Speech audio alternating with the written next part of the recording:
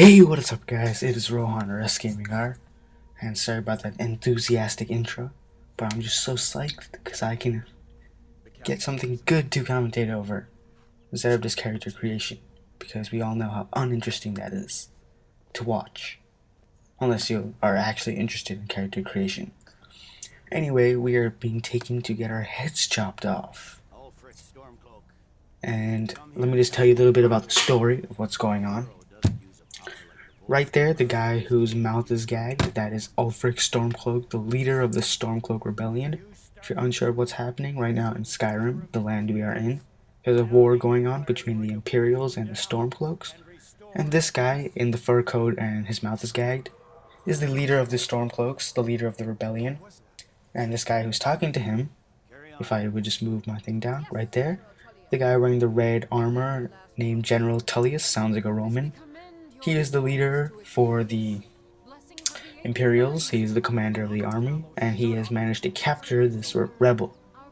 Anyway, we're about to see a nice gruesome, what's it called, beheading right here. So if you guys like that kind of stuff, you can watch in pleasure. The kick to the back, and here comes, oh no, don't do this. Alright, here it comes. Boom. Decapitated body falls to the ground.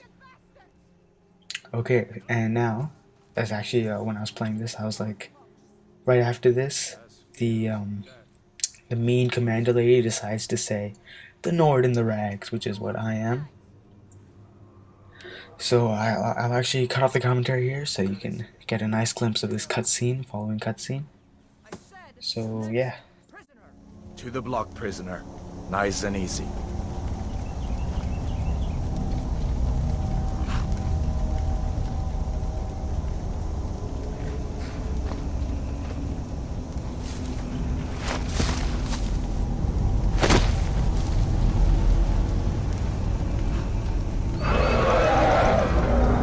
What in oblivion is that? Sentry, what do you see?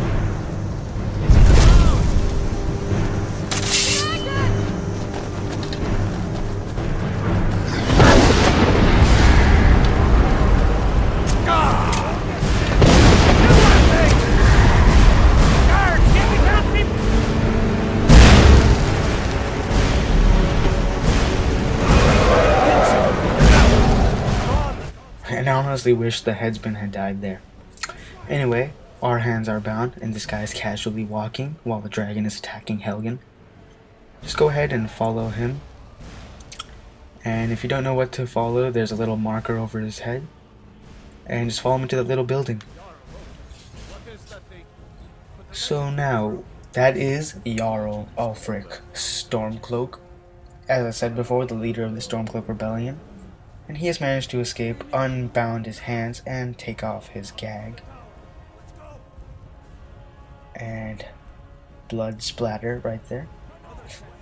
Anyway, you walk up here, and then all of a sudden the dragon's head comes through. I was like, holy shit. And he's gonna burn the place. I wouldn't suggest going to those flames, I've never tried it before, but you'll most likely die. Go ahead and jump to that building where I just jumped through. And then continue walking and fall down that little hole there. And just keep on following. Now instead of following the other prisoner, we're going to be following Hadvar, the Imperial, a soldier for the Imperials.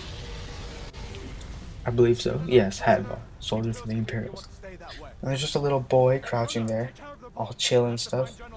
I love how they're all just crouching and not just running away. I mean, I would be like shitting my pants and running, get the hell out of there. There's kind of a dragon attack.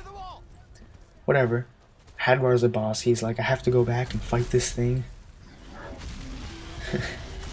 So as we'll learn later, this is the main dragon, the final boss of Skyrim for the main quest storyline. That's not really a spoiler, I guess.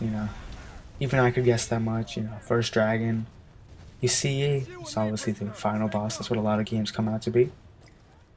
Anyway, obviously, I'm playing on the PS3, so it's just L stick, left stick to move around. And you're gonna see me moving around my controls here, trying to match it to some of the controls for games I'm used to.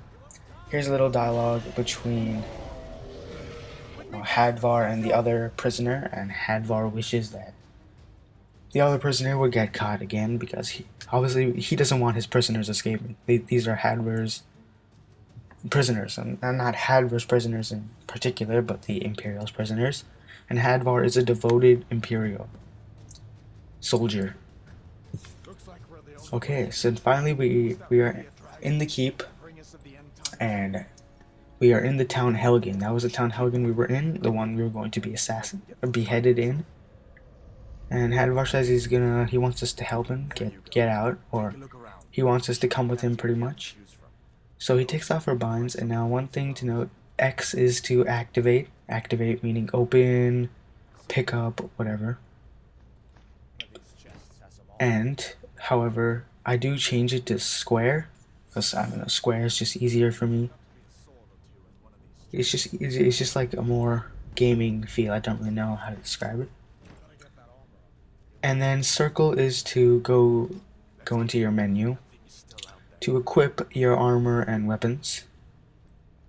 Select as I saw there is to wait. R1 and L1 is to activate right hand, left hand. Obviously you can alternate. You can change around the controls. I don't really know why you'd want to. I do change around the controls for the activate and sprinting. I change sprint to pressing down the left analog stick, because I don't know, I just feel like that's in games, like just press down left analog stick to sprint. Also, as you can see, when you're in the menu, you can drop items by hitting square, I believe, on them. As I drop my old rough spun tunic, or whatever that was called, clothes, because I'm not going to be needing them as I have Imperial light armor on me. So Hadvar will go ahead and pull the chain, and now you can just kill these Stormcloaks. One thing to note, so yeah, just spam R1 pretty much. Now you can hold R1 to do energy attack, as you saw right there. It was a double attack. I think it's different every time. It's either a more powerful attack or a double attack. And you can take her armor and weapon. Ooh. Sorry guys, ignore that. Whenever you take armors off female NPCs, they're always wearing the same stuff underneath. I feel like every single one I've killed. And it's just, yeah. That's all I have to say. Anyway, so now I'm comparing these two armors, and this one's 23, so I'm just going to go ahead and drop it. There's no point in keeping it, it's just going to take up extra space, which I don't really need. I also have 3 iron swords and this iron warhammer and greatsword. I think I decided to keep them because when we get to the first village, I can go ahead and sell them to the local trader and get some free gold. Not, not free gold, but gold, which will help me out. Because in this game, gold is really valuable, really helpful. Anything you want to buy, horse, house, weapons, armor. You don't really end up buying armor and weapons in this game. You normally just get them from your travels. But like a horse and a house and accessories like potions or regular items like enchanted items from the shop. Anyway, that's not important right now. Right now we're escaping Helgen.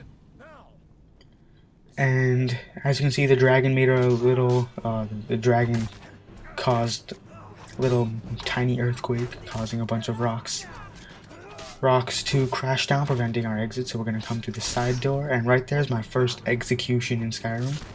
It happens randomly in the game when you're just randomly swinging or swinging at someone with any weapon. You may occasionally go into a cutscene mode when their health is below half, or depending on their amount of health and your weapon power, and obviously your skill in that weapon. So cutscenes are really cool in this game. There's a ton of cutscenes. Also, be sure to check that barrel, get some potions. And remember, these little red bottles are potions of minor healings, and they are very useful. Because whenever something comes and it's doing a little extra damage, you can just take one, and that should give you enough health to you know, finish off whatever's attacking you. So remember, guys, take the potions. Try to look around the rooms, because there's always going to be some potions somewhere hidden in the corner. And you know, grabbing those will really help. Anyway, here I was just changing my controls, I believe. Also, if you want to see that, right there's a potion on the table. If you can see that, a little red bottle. Also, if you want, you can take the alto wines. I haven't figured out what they're exactly used for yet. It's obviously maybe an ingredient for a potion, or actually I believe it grants you some stamina, if I'm not mistaken. So you can take those if you want, but because it's alto wine, it does come at a cost considering it's alcohol.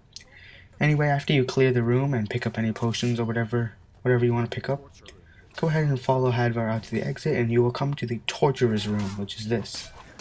Whatever you do, don't hit that torturer. Go ahead and kill the Stormcloak soldiers. For now, the torturer's on your side, because this game is Skyrim, I believe you can kill him if you wish.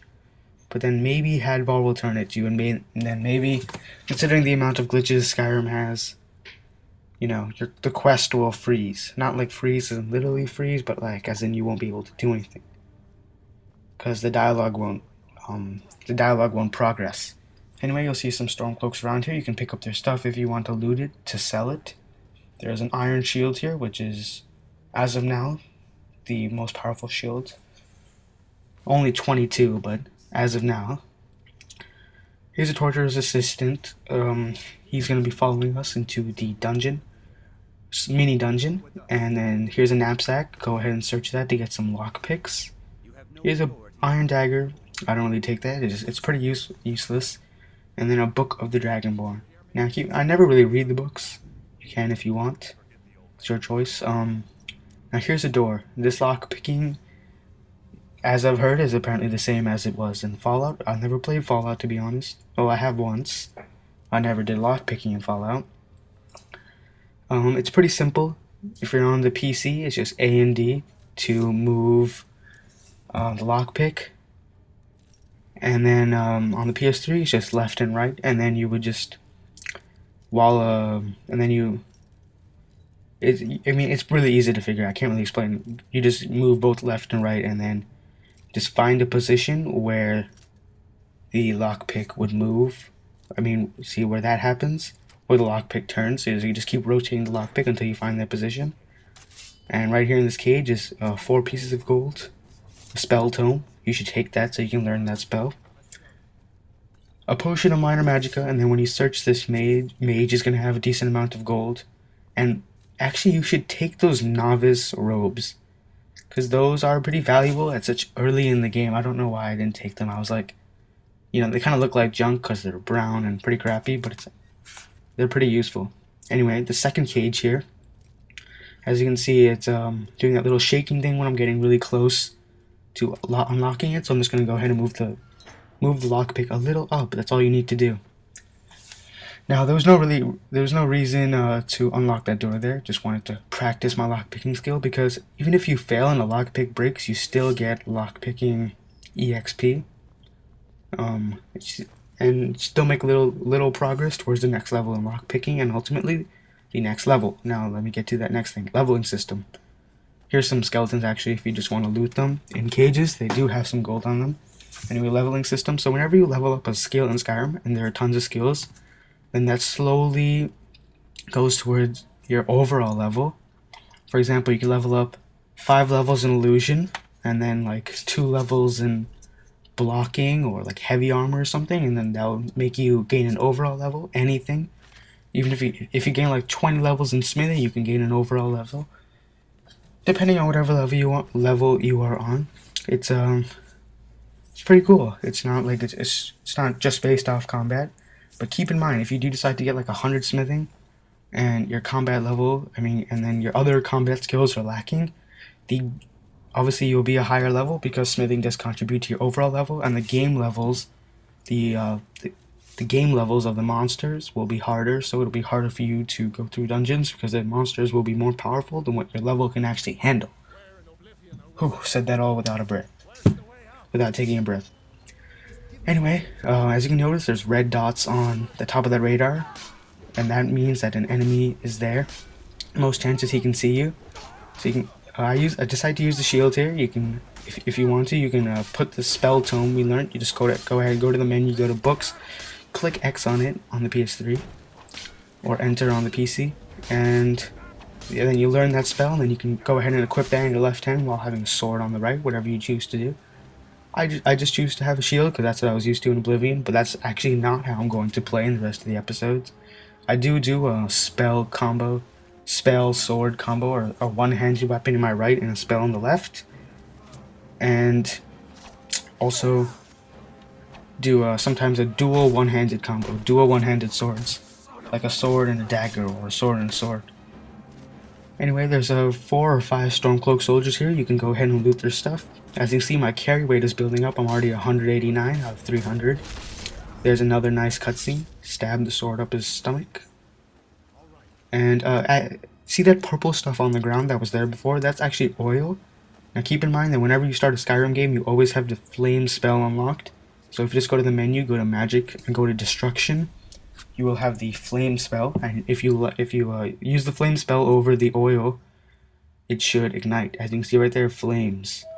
So I go ahead and favorite that because I know I'm going to be using that, because flames are useful at this low level. They are pretty powerful and can deal some quick damage. So I go ahead and wield that in my left hand, and it looks pretty cool. Okay. So now the torturer's assistant, I know the subtitles still aren't on, I don't really know why, but he decided to stay back because he's a pussy. So there's this lever here, and now we're going to be going into the dungeon. Our first dungeon. It's really small, it's nothing even big, it's just a tiny little dungeon. So there's a couple of spiders and a bear, that's all you need to really worry about. So as you can see, there's some flowing water here, and the water symbolizes the way out of a dungeon.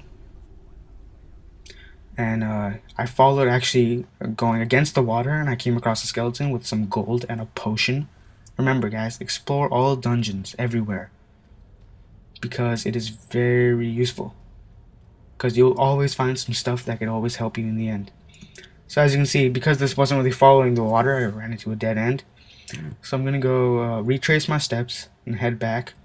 Sorry I ran out of time. If you liked the video, please give it a like, and if you dislike the video, give it a dislike. Be sure to check out my next Skyrim video, Skyrim 3.